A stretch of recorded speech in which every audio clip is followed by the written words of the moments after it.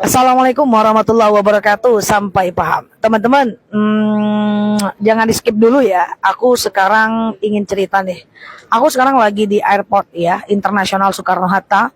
Ingin membimbing jemaah untuk napak tilas jejak para nabi dan rasul. Ini video terakhir aku sebelum aku boarding. Besok kita akan ke beberapa titik. Negara pertama adalah negara Mesir. Salah satu yang mau kita kunjungi esok adalah makam Imam Syafi'i. Teman-teman sering kan dengar kata-kata Imam Syafi'i? Imam Syafi'i ini luar biasa, teman-teman. Besok kita akan lihat makamnya. Imam Syafi'i itu bayangin, lahirnya di jalur Gaza. Usia 2 tahun, ibunya membawa dia ke kota Mekah. Bayangin, Gaza atau Palestina itu ke kota Mekah itu 1.200 kilo.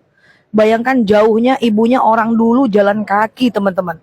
Pergi ke kota Mekah untuk membawa Imam Syafi'i di usia 2 tahun. Lalu di usia 7 tahun, Imam Syafi'i hafal Quran. Di usia 10 tahun, Imam Syafi'i hafal kitab Al-Muwatta. Apa itu kitab Al-Muwatta? Kitab Al-Muwatta itu adalah kitab yang dikarang oleh gurunya Imam Syafi'i. Siapa gurunya Imam Syafi'i? Itulah Imam Malik. Imam Maliki itu adalah gurunya Imam Syafi'i. Guys, ini keren banget ceritanya. Suatu ketika Imam Syafi'i dari kota Mekah jalan kaki ke kota Madinah. Bayangkan, Mekah Madinah tuh 5 jam guys, naik bis. Kalau dulu jalan kaki, mencari guru jalan kaki ke kota Madinah. Ketemu dengan Imam Malik, nyampe di depan pintu rumah Imam Malik. Lalu kemudian Imam Syafi'i bertanya, Imam Malik bertanya, kau mau ngapain? Aku pengen belajar dengan engkau, wahai guru. Lalu kemudian, apa yang kau punya? Kata Imam Malik. Apa kata Imam Syafi'i? Aku hafal seluruh kitab Al-Muwatta. Bayangkan, apa yang kau punya? Ilmumu apa? Aku hafal semua kitab Al-Muwatta. Artinya apa? Semua isi kepalamu tentang kitab Al-Muwatta, aku paham guru. Hafal dia. Seluruh isi kepala gurunya, yang Imam Malik itu mencantumkannya dalam kitab Al-Muwatta. Diuji oleh Imam Malik. Masih di depan pintu guys, diuji oleh Imam Malik. Diuji tengah, ujung, pangkal, ujung, semuanya dia bisa. Bayangkan, umur 10 tahun, hafal kitab Al-Muwatta. Luar biasa. Bahkan suatu ketika Imam Malik itu gurunya Imam Syafi'i, itu pernah berkata, pernah waktu akan meninggal, itu kitabnya akan dijadikan undang-undang di kota Madinah. Lalu kemudian Imam Malik bilang, jangan, karena masih ada, bisa jadi muridku lebih baik. Itulah Imam Syafi'i. Masya Allah. Dan usia 15 tahun, 7 tahun hafal Quran, 10 tahun hafal kitab Al-Muwatta, isi kepala gurunya, bayangkan. Dan umur 10 tahun, 15 tahun sudah menjadi fatwa. Ya, udah boleh memberikan fatwa. Dan tidak boleh memberikan fatwa, melainkan seorang ulama yang hafal 10.000 hadis. Usia 15 tahun, Imam Syafi'i bisa memberikan fatwa. Masya Allah. Sering dia belajar ke Baghdad. Aku pikir-pikir, Mekah Baghdad itu 1.900 kilo. Kalau kita di Pekanbaru ya, karena aku di Riau, ya Allah, jauh sekali teman-teman. Bayangkan, itulah hebatnya Imam Syafi'i. Dan akhlaknya luar biasa.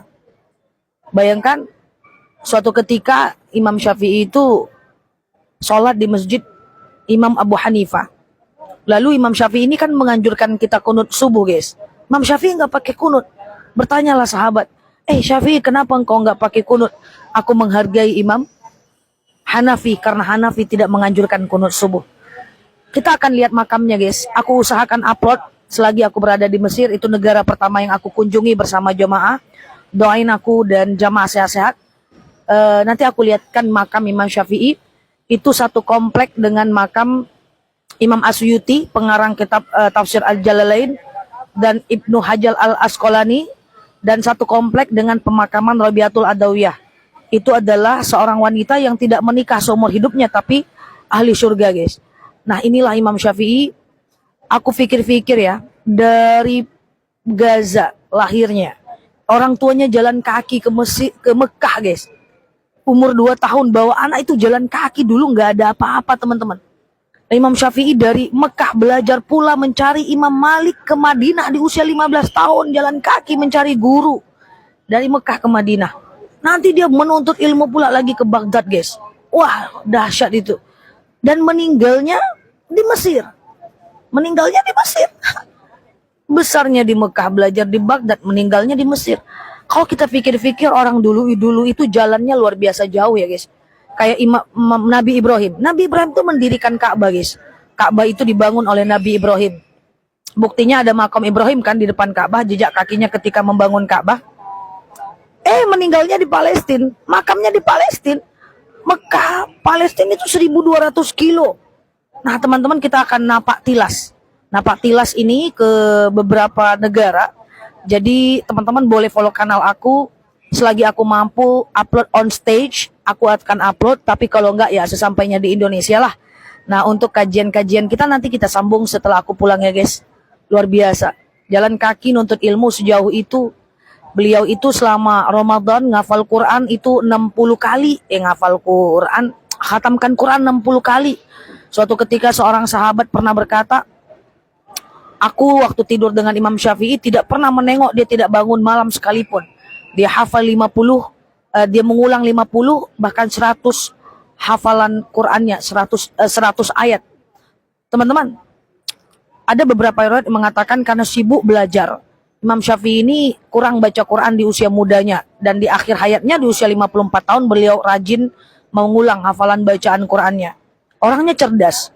Salah satu kitabnya yang paling masyhur adalah kitab Teman-teman tahu nggak ya kitab itu ya? Tapi ada terjemahannya sih dalam bahasa Indonesia.